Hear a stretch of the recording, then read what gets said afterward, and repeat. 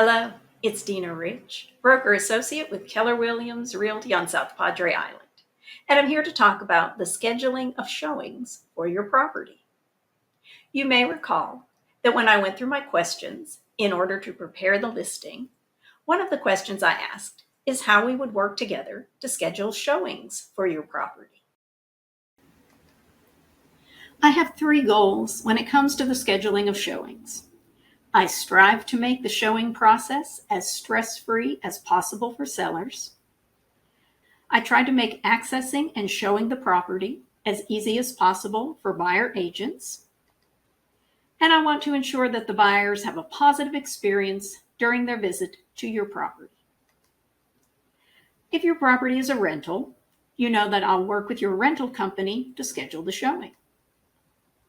If it's a part-time residence for you, depending on our previous discussions, I may check to see if you're occupying the property before scheduling a showing. Or we may have agreed beforehand that the property will be vacant unless you tell me otherwise. But if the property you're selling is your full-time residence, you will need to be a part of the showing process. Because we're a resort area, especially in the case of South Padre Island, owner-occupied properties are the exception and not the norm. I always alert agents in the agent remarks section of the MLS if a property is the seller's primary residence, and I request at least a few hours notice so that you can prepare. I always ask that sellers leave the property during the showing. It may be a slight inconvenience, but I believe it's worth the trouble. Some sellers feel that it might be helpful for them to stick around and point out various features, but it's actually not helpful and may have a negative impact. Studies have shown that buyers tend to spend more time at a property when they're interested in it. But other studies have also shown that when a seller or seller's agent is present at the showing, the buyers often feel uncomfortable and will spend less time in the property. Now, I know it can be frustrating when an agent shows up early or late for a scheduled property showing. Why does this happen?